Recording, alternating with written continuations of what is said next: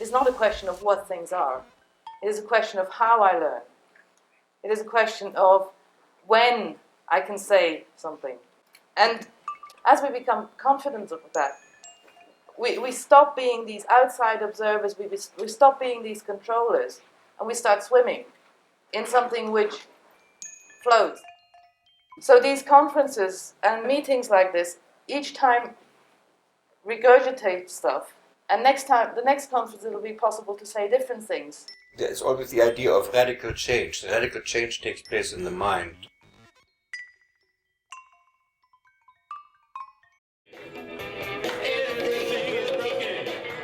The problem is that we're still in this Shannon information age, which imprisons us in the past, because Shannon messaging means that you're going to send me something that I can already expect.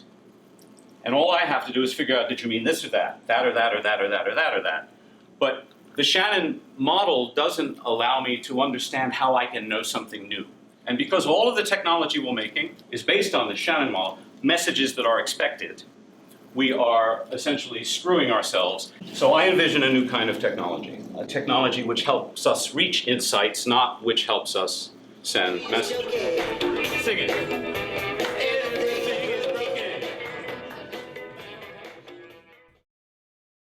The key for cybernetics is not the definition, it's about a vision for a different world. The late Amos Wilson said, if we desire a better world, we must name the world we desire. Desires. I was thinking that perhaps we should reflect on the nature of our problem. Problems are always conflicts of desires. So there is an undesirable present. How can one let the present transform itself into a more desirable? Desires. So that people don't know yet what to write in the desire assignment. They should simply sit down and think a moment what they want changed, and then make a statement as if the change took place.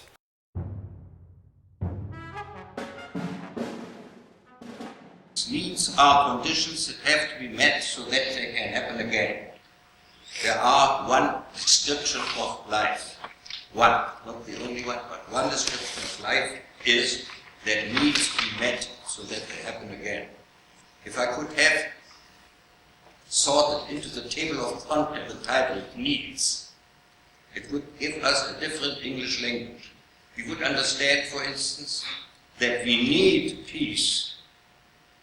And since we need peace, we have to meet it with our conflicts. We have to meet it with our differences. Because we can only argue with each other when we are. That is what I want. Every I not only needs peace, but wants peace. So asynchronicity is an invitation for generating newness through conversations that turns objects into rhythms. Provocative conversations.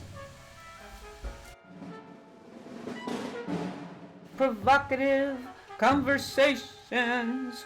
Provocative conversations. I claim that the biology of love is central because I claim that love is the emotion that constitutes the social. There is a fundamental difference in the course of human relations depending on the emotion under which it takes place. If it is love, it is the behavior, the action that constitutes the other as a legitimate other, inconsistent with itself, and the explanation of that phenomenon has to do with the possible history of recurrent interactions under which these systems drift together in coexistence if they enter in recurrent interaction without destroying each other. Now the beauty of it is that living systems are such that you can do this practically with all of them, in the domains in which they exist, of course. If I want to live in relations that bring forth the legitimization of another in coexistence with myself,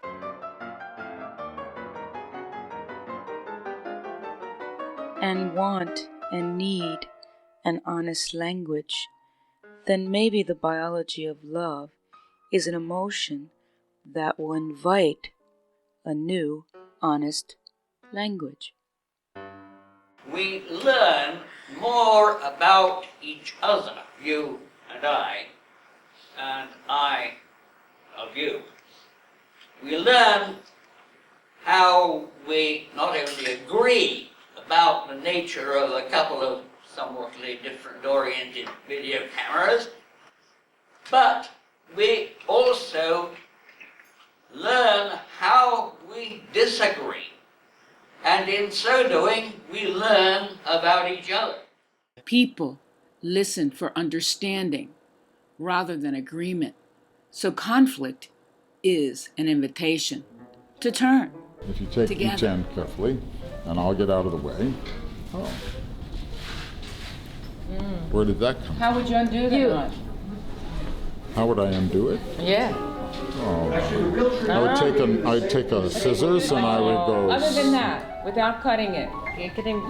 Well, let's see. If she hands it back to me, it might get undone. It did. Brilliant. Brilliant. So we can exchange back and forth. We can have a conversation where we exchange noddings. Exactly. You deal with the nod and through the conversation and going back and forth through conversation, the nod disappears. Maybe we're not doing theory, but we're doing improv theater here, now. Maybe even some of us are not doing improv, but actually doing and acting based on the concepts of how the metaphors of cybernetics has affected my life and are performing daily life, hopefully in a way that might transform a conversation. Performance. Sharing your presence. Sharing your presence. Not the content, not the form, not an opinion. Just, I'm here. Sometimes it's done by looking at somebody. Conveying your thought and your attention. Not only one. Lou, thank you.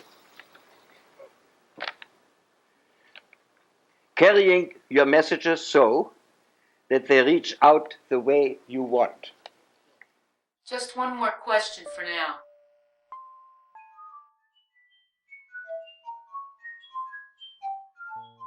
I'm learning that I'm doing really cybernetic work. Now it makes sense, resonate, and then I think about it, how does one work in cybernetics? Because the conference theme is living in cybernetics, but I think it should be cybernetic.